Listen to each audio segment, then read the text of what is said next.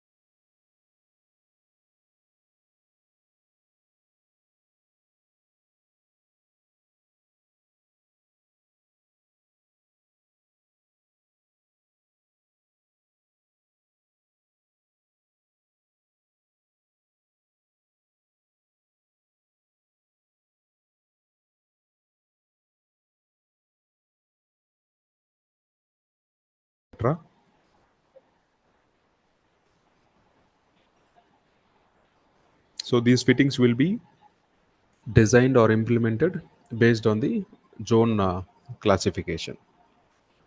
Then permission, definitely yes. So whenever you are storing certain type of chemicals at the respective quantities, then you will be liable to get the approvals accordingly. We have to check for we have permission from certain departments or not. Then gas cylinders, here we have an color coding. Again, we talk about storage separate away from the source of heat and cordoned. So definitely yes, we are not supposed to allow the cylinders to direct sunlight or any external heat. And gas detection systems and firefighting as well as PPEs nearby. Have you set up any uh, firefighting equipments as well as required PPEs? Or the cylinder safely arranged? It is about how you are keeping or storing the cylinders, and notice of operating or handling instructions. How you are operating. It is nothing but do's and don'ts, and also handling of cylinders. Is there any defined instructions for the handling of those cylinders? Then chemical store or gordons. So combustible chemicals separated, like some of the chemicals, they burn or they start uh, combusting or igniting at the normal temperatures itself. Then reactive, like oxidizing, reducing, or compatible, dissolving flammables, etc., are chemical separated. So reactive chemicals also need to be separated. Then inorganic, organic liquids are separate. It is all about, when you talk about separate, it is basically giving or talking about one simple function, which is nothing but compatibility of the chemicals. So when we see separate, so why we are separating? Because they are incompatible with each other. So due to that incompatibility, we need to segregate them. So what is mean by compatibility? Any guess? We discussed in our previous sessions also. Compatibility.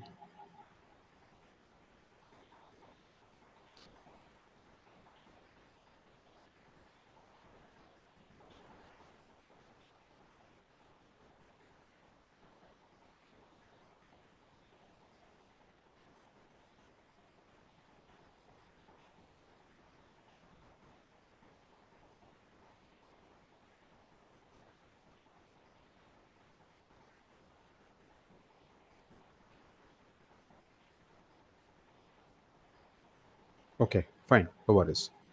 So when we say compatible and incompatible, in the sense, whenever you are storing any two different chemicals together or nearby, the two chemicals can able to start a reaction in case of any leakage happens, in case of any spillage happens. So those kind of chemicals will be fall under incompatible. It means they are not able to adjust together whenever they are stored nearby or close by. But other chemicals which are compatible with each other, they can able to stay together. It means they are friendly nature. So they are never fight. They never react with each other.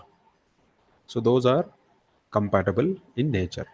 Okay, that is the basic difference. When it is compatible, whenever you are storing together, it is not going to react or create any fumes, spark, etc. That is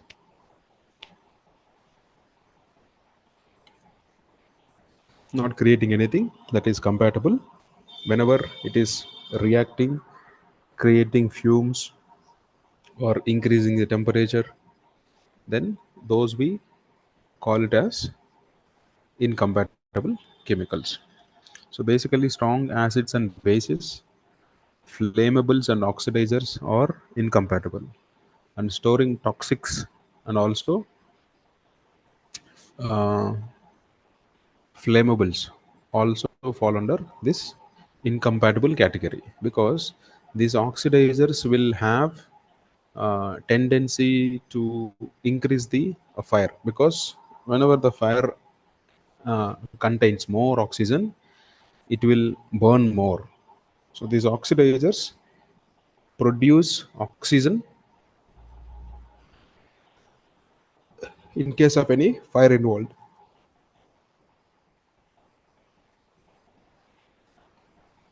Okay.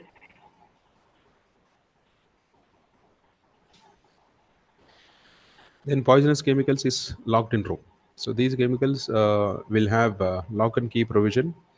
And recently, the Poisonous Chemical Act also released. There also they clearly mentioned that only authorized person can have handle to this poisonous chemicals. That too, they have to be in a lock and key cabinets. And flame-proof fittings, again as usual, the electrical fittings, then earthing PPs, etc. Again, it is going to be a common thing. All doors and windows can be locked properly. So to see whenever the activities are not in progress, so definitely they must be locked, because otherwise unauthorized persons can enter into those gardens. Then ventilators as per the vapor density. So when I say ventilation as per the vapor density, so where we can keep ventilators if the vapor density is higher than air. ఎక్కడ పెడతాం ventilators? Vapour density అనేది గాలి కంటే ఎక్కువ ఉంటే మనము ఈ వెంటిలేటర్స్ని ఎక్కడ ఇన్స్టాల్ చేస్తాం? I mean ventilators in the sense exhaust systems. In case of any leakage, we use that exhaust system to suck out the leaked chemicals or the fumes.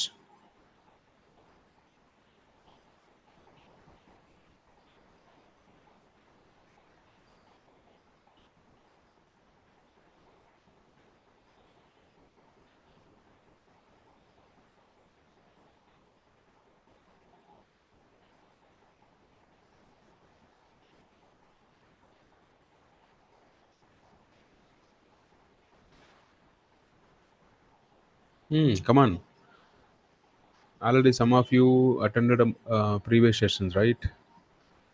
I could see most of the names are new. Fine.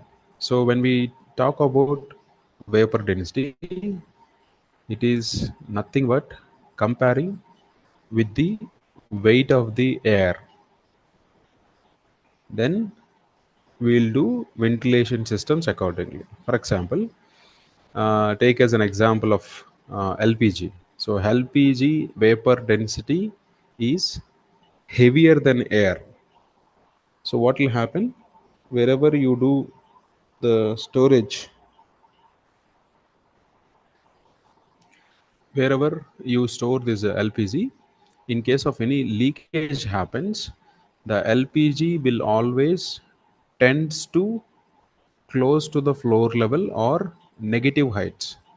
So when we talk about negative heights, it will go to the pits because it is heavier than air.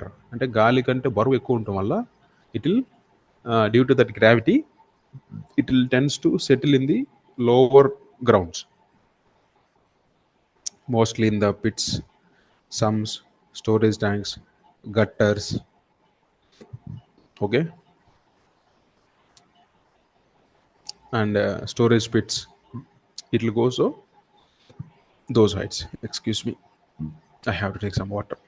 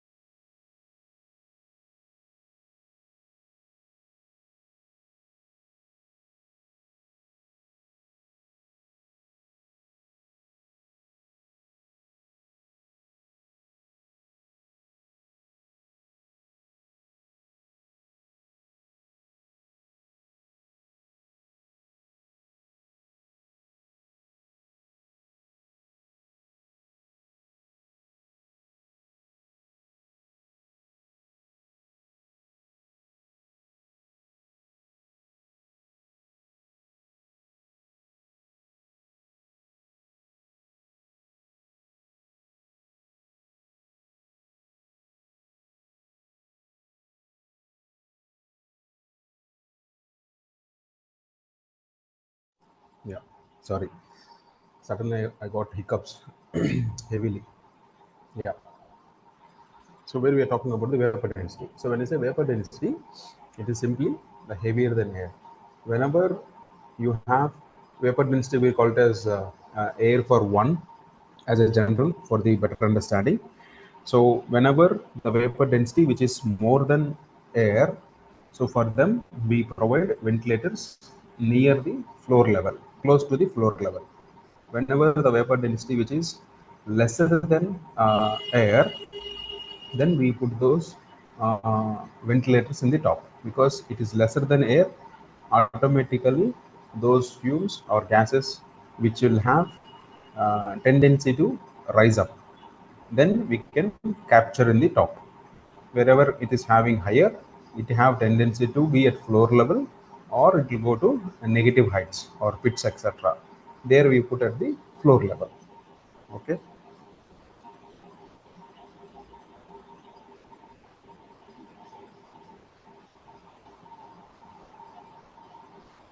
Yes. Then for acid alkalis, safety showers and the quantities of raw materials each product stored at any time. It is nothing but the storage or inventory history. Then pressure reactions. These are nothing but for the process vessels. Here you will have name of the vessel, working temperature and pressure. Is there any chance of exothermic reaction happens? Then the content cooling system provided. When I say content cooling system provided, it is nothing but the utility systems which are connected to it or not. Then safety valve, a pressure gauge, temperature gauge, second safety valve necessary over the first gauge. Then steam pressure reduction valve, rupture disc, a drowning tank after SRV or RD. When you say RD, it is nothing but rupture disc, a drowning tank or dumping tank. Both are same. So these are nothing but safety tanks or standby tanks whenever the reaction reaches exothermic reaction. Whenever you get an uh, I mean, position that the reaction mass has to be removed immediately from the vessel.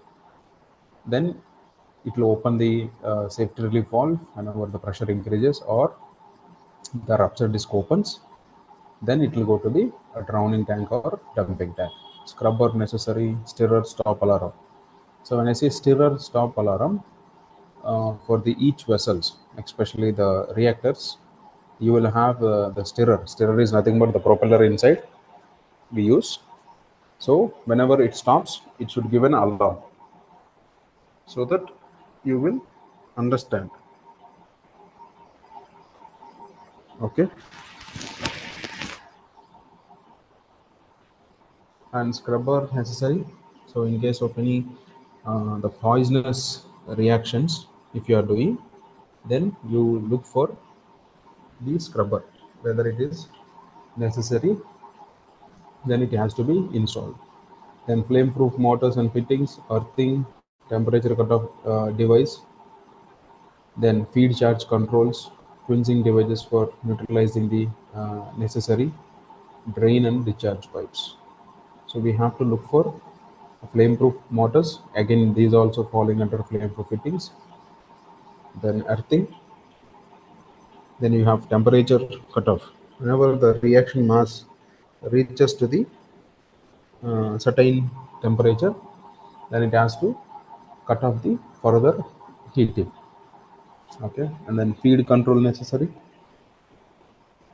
So feed control valves, etc., and also quenching devices for neutralization. Quenching is nothing but cooling down the process or immersion process. Okay, drain and discharge pipes. Again, these are regular fittings of any vessel. Then manhole. So manhole is nothing but where the entry of a vessel. Then vessel structure, foundation, is position is safe, how it is designed or positioned. A pressure test report available. It is nothing but the competent person will do this test, or when it is tested, then surrounding space open. So in case of any emergency or doing some maintenance works, we should definitely need a space around the equipment. Any source of ignition nearby or safety measures. Is there any chance of source of ignition? Source of ignition in the sense any sort of equipment or any sort of activity can create a spark near this facility or near the machinery. And also what kind of safety measures have considered such kind of activities. Then platform stairs, fencing or guarding is provided to reach certain equipments. Documents of complete reaction, reaction rate, pressure, temperature, rise, or exothermicity, etc. available. It is about the documentation you follow for the pipeline, follow for the reaction or the process which you are doing. Gas or flame detector in vicinity required. If the jacket is limpet coil vessels fitted with the jacket, how is heating or cooling system? Jacket is nothing but how we use jackets in the uh, winter and rainy season to protect ourselves. Same way here, the jacket is provided for heating and cooling system. Then other device necessary is a pressure temperature recorders, auto controls, alarms, remote controls, etc. Whether they have provided or not.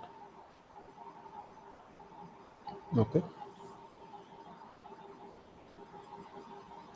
Then distillation process, it is nothing but you will like we'll take an example of crude oil. Distillation is nothing but you're heating that specific material. Whenever it is reaches to the certain temperatures, the respective material will be evaporated. For example, you are heating the crude oil at a certain temperature, for example 100 degrees centigrade, you will get the petrol or petrol crude oil. Then it will be evaporated. Then it will go to the condensers where we can cool down that vapor. Then we will convert into a liquid form. Okay.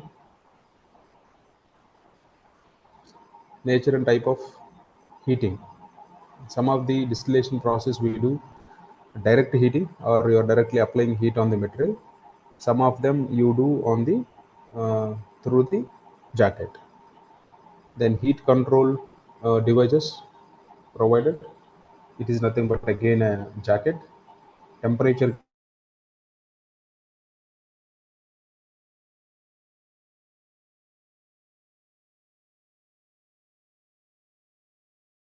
vacuum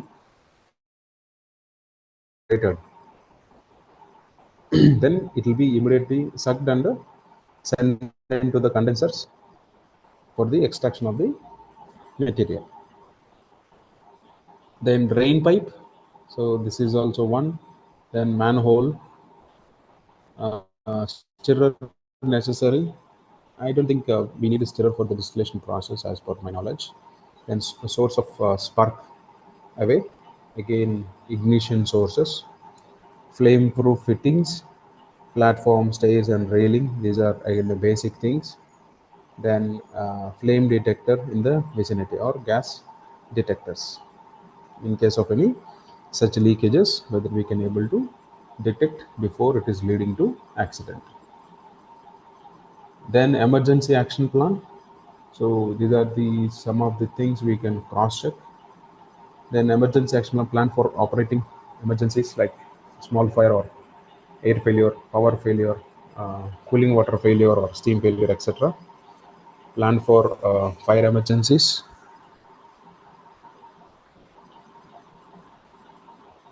Okay.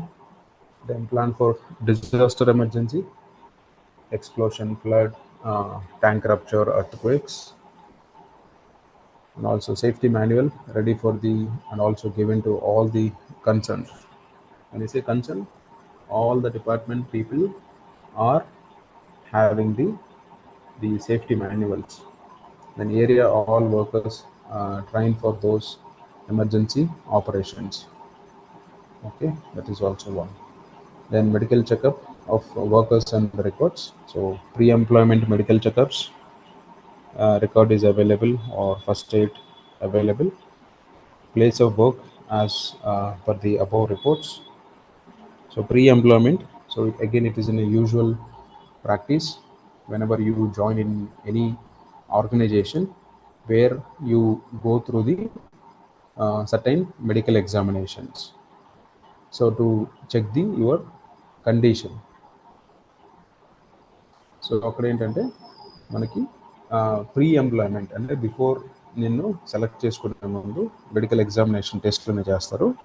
So basically they do complete test blood and urine and chest x-ray, eye vision et cetera. Okay, these are the basic test everybody will do. So why they do, ఎందుకు చేస్తారు?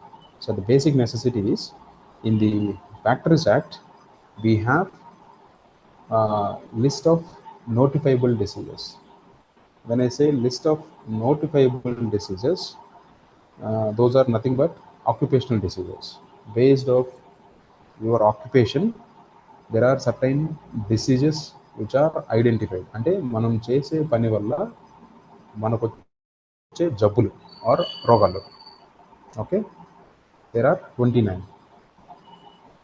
So some of them may be happen. For example, you are changing your job. So you are already affected with this notifiable diseases in your previous organization or past organization. It may be a chance you can claim that I have exposed here due to my new company operations. I have been affected by this occupational disease. So again, they have to pay the compensations. So to avoid that, we'll see the condition of the worker or physical fitness of the worker. That is why we do this pre-employment medical examinations and also periodical medical examinations. For the periodical medical examinations, there also we do eye vision, color blindness with the truck drivers or crane drivers, and also this will be done if it is age below 40.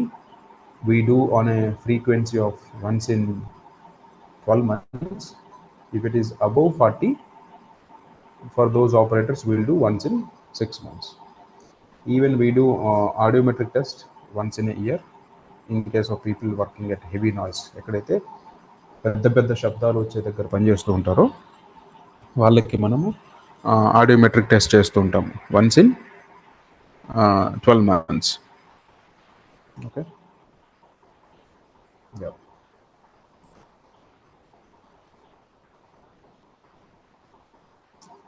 Then cases of occupational disease, poisoning detected and removed, reported to authority. This is what we're talking about.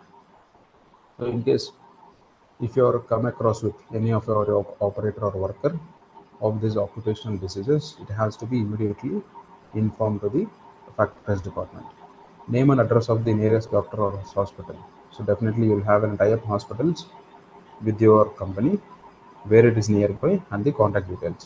ESIC facility available for such occupational health checkups and treatment. So where is the nearest ESI hospital or ESI office where you can get the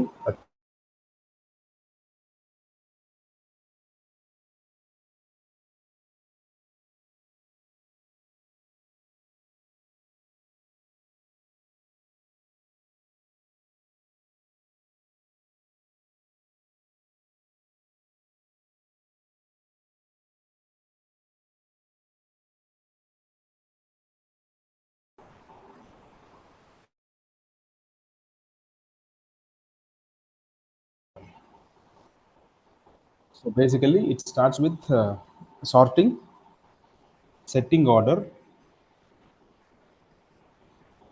or shine, standardize, and sustain.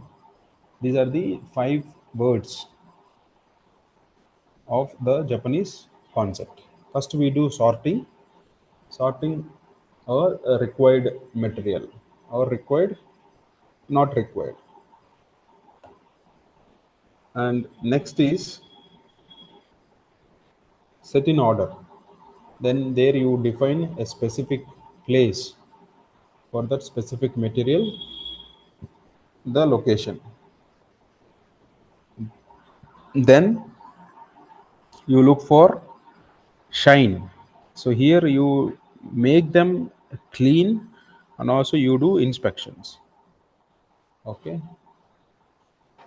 cleaning for checking.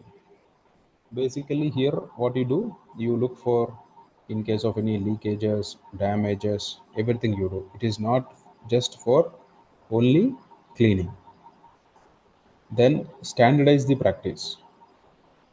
So you're making the people to follow the same. Then sustain. Then you are following the same practice for the years. బేసిక్గా ఏంటంటే sort అంటే మనకి అవసరమైనవి అవసరం కానివి segregate చేసుకుంటాము. Then next step వచ్చేసి set in order. మనకు అవసరమైన వాటన్నింటినీ కూడాను ఒక ప్రాపర్ ఆర్డర్లో స్టోర్ చేసుకొని పెట్టుకుంటాం. అంటే ఒక్కొక్క దానికి ఒక డెడికేటెడ్ ప్లేస్ అనేది డిఫైన్ చేస్తాం. తర్వాత షైన్. షైన్ అంటే ఏంటి, వాటిని నీట్గా క్లీన్గా పెట్టుకోవటము, ఏమైనా రిపేర్లు ఉంటే ఇన్స్పెక్షన్ చేసుకోవటము, వాటిని కరెక్షన్ చేసి పెట్టుకోవటము. తర్వాత స్టాండర్డైజ్. ఇదంతా సెట్ ఇన్ ఆర్డర్ షైన్ అయిపోయిన తర్వాత మనం దాన్ని ఇంకా ఆ ప్రాసెస్ని ఫిక్స్ చేస్తాం. ఓకే, ఏదైనా మెటీరియల్ వచ్చింది అంటే ఫర్ ఎగ్జాంపుల్ ఫైర్ ఎక్స్టింగ్విషర్ మనం ఒక డెడికేటెడ్ ప్లేస్ అనేది డిసైడ్ చేస్తాము. అది అక్కడే ఉంటుంది. Nobody can change that. For example, in the stores where you follow a FIFO method or where you defined certain chemicals has to be stored at the specific racks, then that is going to be standardization. It is simply whatever the practice you followed in step number 2, set in order, you are making it as a standard, you are making it as a benchmark. అంటే దాన్ని మనం ఆమోదిస్తున్నాము, ఇలానే చేయాలి అని. Then you are following the same in the last step, which is nothing but sustain. Okay, that is the 5S concept. So here the housekeeping is nothing but 5S. Uh, it is not about only uh, cleaning of the spills or cleaning of the garbage from the shop floor. So where the cleanliness is required, so you have to look for. Then lifting machinery safely moving. So wherever you have lifting equipments or tools and tackles, whether they are moving safely or not, tools etc. in safe position or not. Then safety postures or precautionary notice in all the rooms for the floor display where more is necessary. Safety postures for the various activities and precautionary notices in all rooms. Floor display where more is necessary. Motors, gears, and pulleys, belts, chains, or coupling, etc., are guarded, or what not guarded. So it is nothing but moving parts. We covered in the IS 102 machine guarding. Okay, whether these machine parts are properly guarded or not, that also we have to check.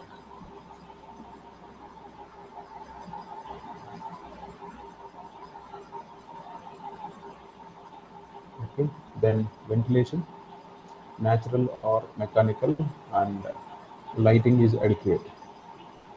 So when I say ventilation, natural ventilation, it we can attain from the general openings, doors and windows.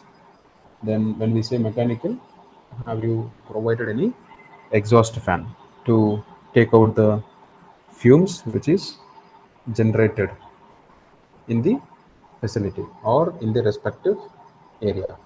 అంటే ఏంటంటే లోపల ఏమన్నా paper కానీ fumes కానీ smoke ఏమైనా generate అయితే దాన్ని ఎలా మనం డైల్యూట్ చేస్తున్నాము, ఎలా దాన్ని తీసేస్తున్నాము. Then are the labels provided on chemicals stored and also manufactured. Then other process of fire and explosion hazards in separate rooms. So basically it talks about the labeling of the chemicals. What are the chemicals you have procured or what are the chemicals you have manufactured, whether they are labeled or not. Then personal protective equipments like hazards to be faced. So based on the hazard in the facility or in the area, accordingly you have to choose the suitable PPEs. And also what are the different types of PPEs required for each hazard or for every hazard. A same PPE is not suitable. We have to choose a different PPEs or types of PPEs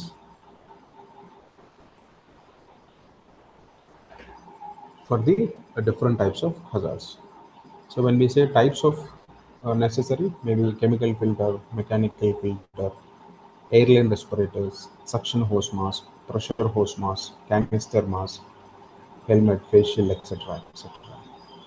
So here we have two types of PPEs again, respiratory, non-respiratory. When you say respiratory, it is used for the inhalation purposes to avoid contamination through inhalation, and non-respiratory, rest of the body.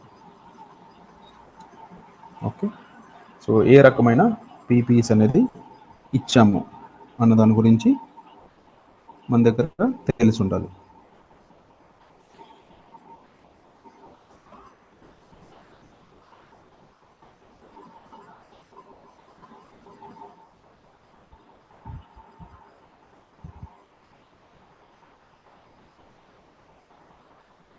Okay, So I'm stopping here. We have just 9 seconds. We can continue after the break.